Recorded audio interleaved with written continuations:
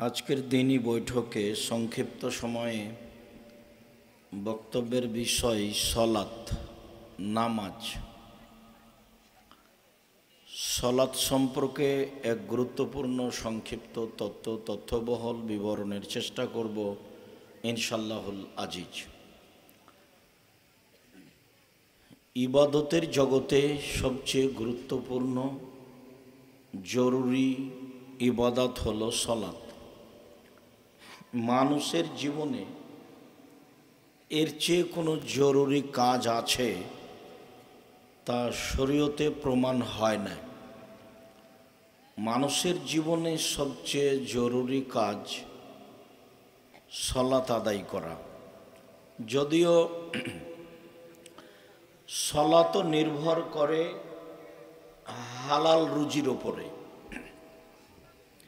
হালাল রুজি হলে সলাত কবুল হবে, আর যদি হালাল রুজি না থাকে তাহলে সলাত কবুল হবে না।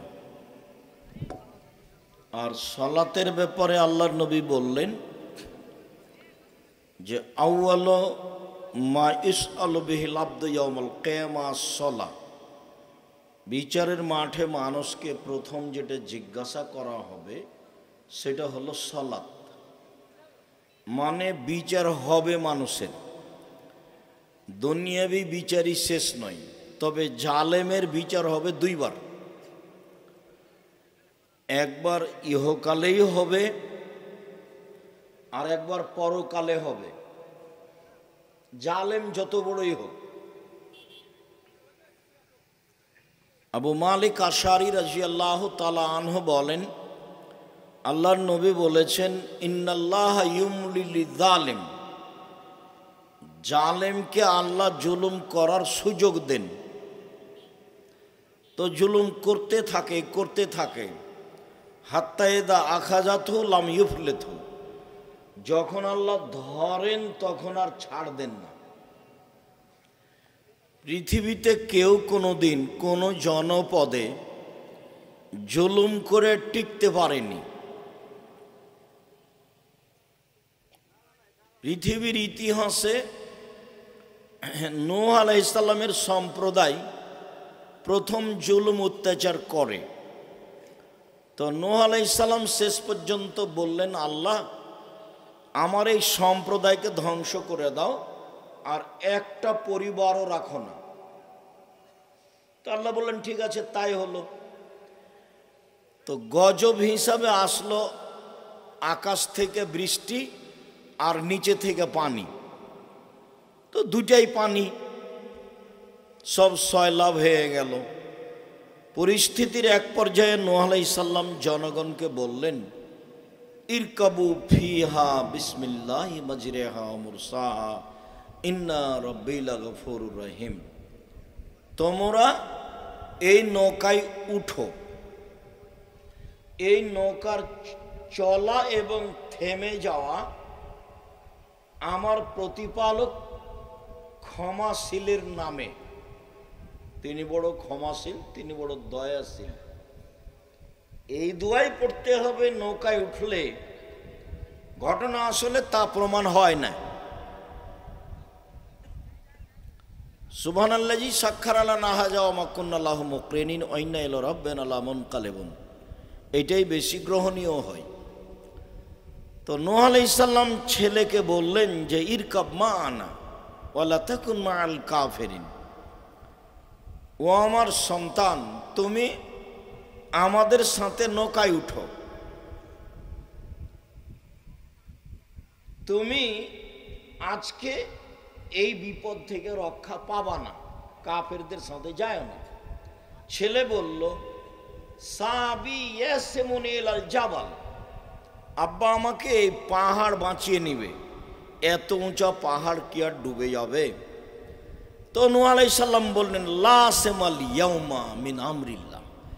আল্লাহর আদেশ হয়ে গেছে গজবের, কেউ রক্ষা পাবে না। যা হওয়ার তাই হলো। যখন জালেমেদেরকে আল্লাহ ধরলেন তখন রক্ষা আর হলো না। লূত আলাইহিস সালামের সম্প্রদায় এমন একটা পাপের মধ্যে ছিল যা অতীতের ইতিহাসে ছিল না। পুরুষের সাথে সমকামিতা এইটাই ছিল তাদের অপরাধ। তো আল্লাহ বললেন যে যখন আমার আদেশ চলে আসলো এদের ধ্বংস করার, তো জালাহা আলিয়াহা সাফেলাহা, উপর অংশকে মাটির নিচে করলেন আর মাটির নিচের অংশকে উপরে করলেন। ওয়া আরসালা আলাইহা হেজারাতাম মিন সিজিল মনজুদিন, চিহ্নিত পোড়া মাটির পাথর তাদের উপরে বর্ষণ করে ধ্বংস করলেন। জালেম কেউ জুলুম করে রক্ষা পায়নি আদ সামুদ। পৃথিবীতে সবচেয়ে শক্তিশালী জাতি ছিল আদ সামুদ। কেন? যখন ফেরাউনকে আল্লাহ ধ্বংস করছেন তখন মাঝে মধ্যেই বলছেন যে তোমাদের চেয়ে শক্তিশালী জাতিকে আমি ধ্বংস করেছি। তো ফেরাউনের চেয়ে শক্তিশালী জাতি কারা? অবাক কথা নয়। এই ছেলে, তুমি যে চিৎকার করে কথা বলছো আমি শুনতে পাই, এটা তোমার অনুভূতিতে কাজ করে না? যাও তোমরা দেখো, ওই যে যেখানে লোকজন আরো দাঁড়িয়ে আছে ওখানে যাও, যারা দায়িত্ব পালন করছো, মুখ বন্ধ করে দায়িত্ব পালন করো। সম্মানিত দিনী ভাই বোন, আমি আপনাদের জন্যই এসেছি, আর আপনার কিছু উপকার করব বলেই এসেছি। তা আমি তো প্রথমত মনে করি যে যারা আশেপাশে বাড়িতে আছে তারা অন্যায় করেছে। আমি অন্তত একটা জিনিস জীবনে করিনি, সেটা হলো জাতিকে ধর্মের নামে ফাঁকি দিনি। আর আমি অপ্রয়োজনীয় কথা বলিনি, আমি কোনোদিন কেচ্ছা কাহিনী বলিনি, আমি কোনোদিন মাঝহাব নিয়ে কথা বলিনি। মাঝহাবের পাতা আমি ছিঁড়ে দিয়েছি, ওটা আমি পড়ি না। কেউ আমার বিরুদ্ধে লড়লে, গালি দিলে আমি তার উত্তর দিই না। ফেসবুক, ইউটিউব আমার হাইকোর্টও নয়, ওটা আমার জজ কোর্টও নয়। ও দিয়ে আমি মানুষের বিচার করব না। আমার একটা দাবি থাকে, আমি কোনো এলাকায় গেলে আপনারা আসবেন, ভাই বোন, আত্মীয় স্বজন, খালা ফুফু, বন্ধু বান্ধব, কিছু সময় দিবেন, আমি কিছু না কিছু উপকার করব ইনশাল্লাহ। দিন যত যাবে মানুষ দিন ধর্ম থেকে তত সরে যাবে, এ কথাই ঠিক। সরে যেতে যেতে বললেন আল্লাহর নবী যে ও পশু প্রাণীর মতো হয়ে যাবে, আগাছা, যাদের কোনো বিবেচনা থাকবে না। এক পর্যায়ে আল্লাহর নবী বললেন যে মানুষ তার পিতাকে হত্যা করবে, মারামারি সমাজে বেড়ে যাবে। তখন আল্লাহ রাসূল বললেন, এ আবার কেমন কথা? তাহলে কি মানুষের কোনো বিবেক থাকবে না? বিবেক একটা জিনিস, এটা কি থাকবে না? কালা লা, আল্লাহ রাসূল বললেন না, মানুষের বিবেচনা থাকবে না। মানুষের ওয়াদা অঙ্গীকার থাকবে না, মানুষের আমানতদারি থাকবে না। সবাই সব জায়গাতে পয়সাপাতি আত্মসাৎ করে নিবে, মিথ্যা কথা বলবে, বিশ্বাসঘাতকতা করবে। আমাদের এই চলে যাওয়া বিগত সরকারের পরে আমরা প্রথম বক্তব্য দিয়েছিলাম জুলুম, তারপরের বক্তব্য দিয়েছিলাম ছবি মূর্তি, তারপরের বক্তব্য পেশ করেছিলাম আত্মসাৎ।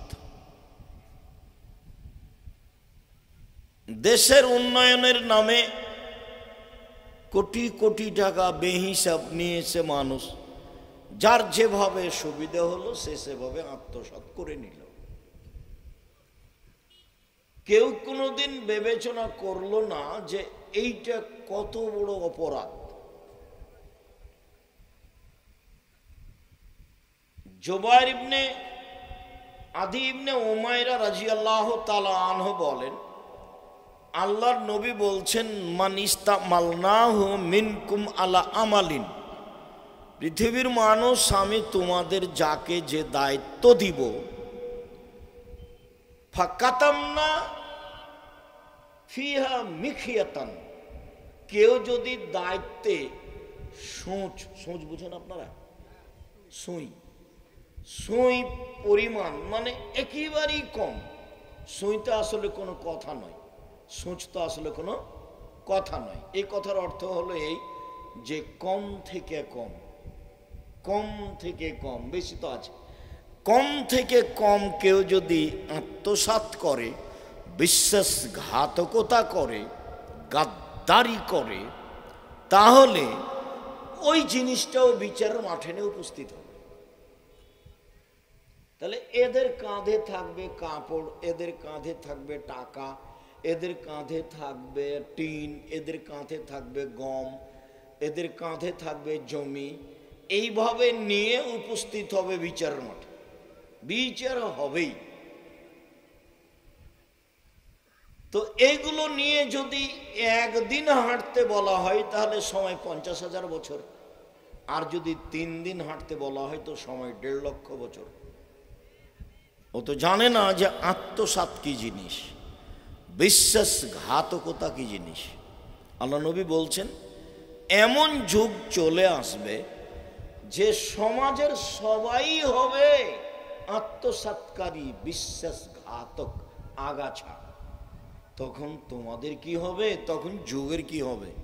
তখন তোমাদের কি হবে? যুগের কি হবে? তো বলেন কি করতে হবে? তখন আল্লাহ রাসূল বললেন, আলজেম লেসানা, ওই সময়তে মুখটা বন্ধ রেখো, মুখ ব্যবহার করিও না, সমাজ তোমার কথা মানবে না। ওয়া আলজেম বাইতাক, বাড়িতে থেকো, জরুরি প্রয়োজন ছাড়া বাইরে যায়ও না। খুজমা তারিফো অদামা তনকেরও, যেটা বুঝতে পারছো সেটা নিও, আর যেটা বুঝতে পারছো না সেটা ছেড়ে দিও। পরিস্থিতির মোকাবেলা তিনি এইভাবে করতে বললেন, মুখামুখি মোকাবেলা করতে বললেন না। পরিস্থিতিতে তোমরা টিকতে পারবে না যারা ভালো থাকতে চাইবে।